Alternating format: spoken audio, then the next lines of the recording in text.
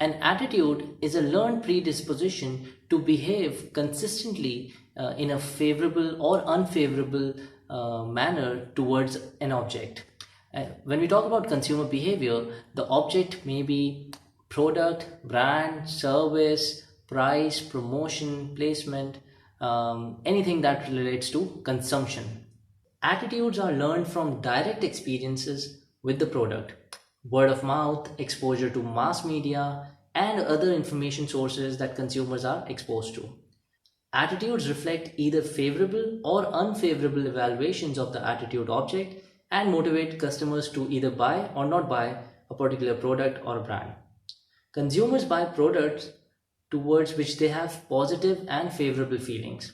Therefore, marketers must ensure that consumers maintain these attitudes following the purchase so that they keep buying the same products repeatedly. Marketers who introduce new items strive to form favorable consumer attitudes towards the new products in order to get consumers try them, like them, and continue buying them. Doing so is difficult because people are often unreceptive to the unfamiliar, at least initially.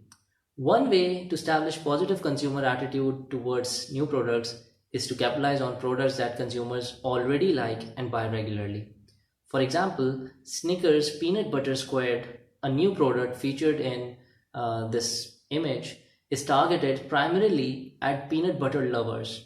The ad tells consumers who like peanut butter cups that they will be even fonder, that is, love squares of peanut butter covered with Snickers.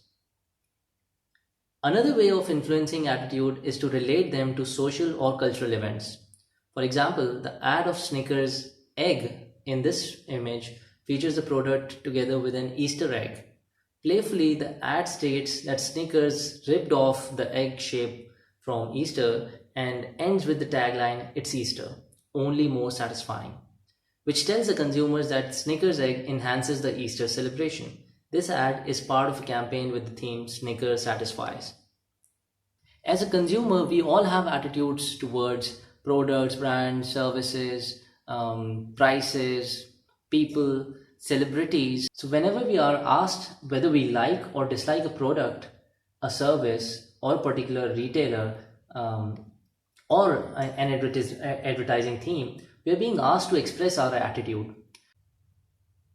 For example, if I conduct a research from students and I discover that most of the students are fans of Iron Man and have watched the Iron Man movies at least twice, each part 2 times.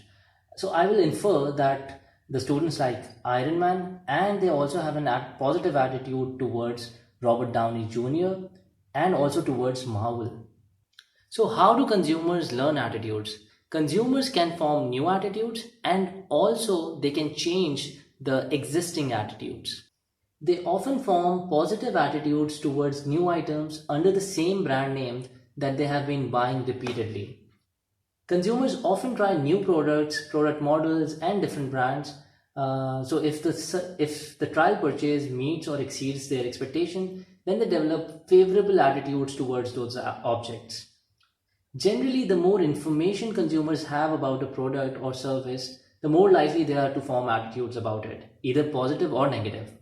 However, if the product is irrelevant to them, the consumers will not cognitively process any of the available and applicable information.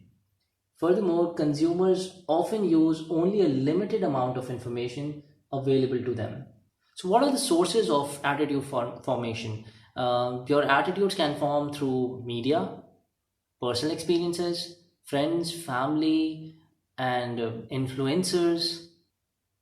Increasingly, social media is strongly affecting attitudes. A primary source of attitudes towards product is the consumer's direct experience in trying and evaluating them.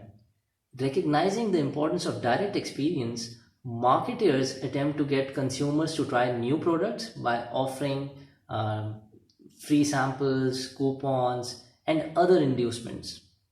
If consumers try and like the new products, they'll form positive attitudes and buy them again.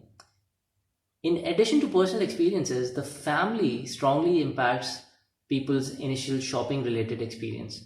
For instance, Young children who were rewarded for good behavior with a sweet food or candy often retain a taste for sweets as adults, which is the positive attitude towards that taste.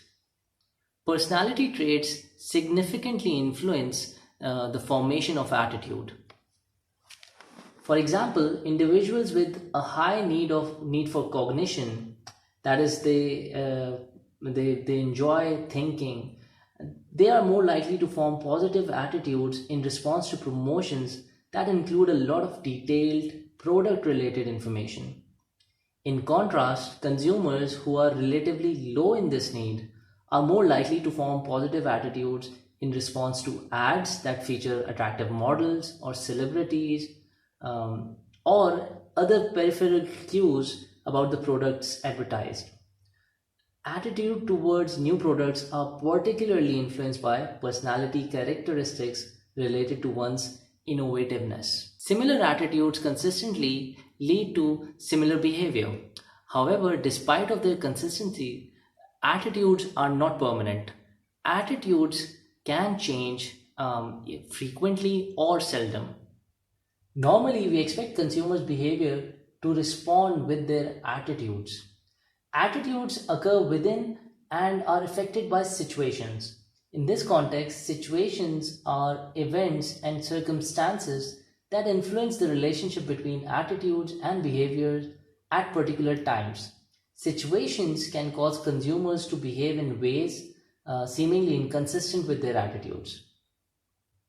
For example, I have a positive attitude towards Suzuki Swift, and I've decided that whenever I'll be replacing my car, I'll be purchasing this model and this car instead of any other manufacturer, not Toyota, not Daihatsu. I'll be purchasing Suzuki Swift because I have a positive attitude towards this car.